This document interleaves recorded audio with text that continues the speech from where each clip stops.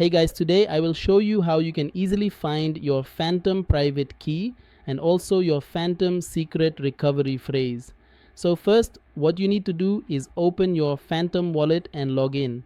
Once you're inside, go to the top section of your phone or computer screen where your name or username appears. Click on the small arrow right next to it. After that, select the pencil icon you see there. Once you click it, you'll find the option to view your private key and also your secret recovery phrase.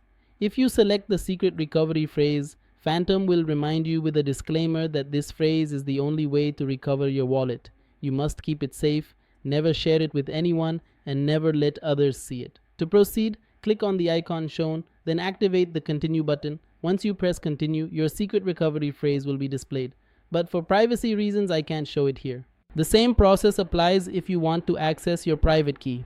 Click on the private key option and again you'll be reminded that it's the only way to recover your wallet. Make sure you don't expose it or share it with anyone.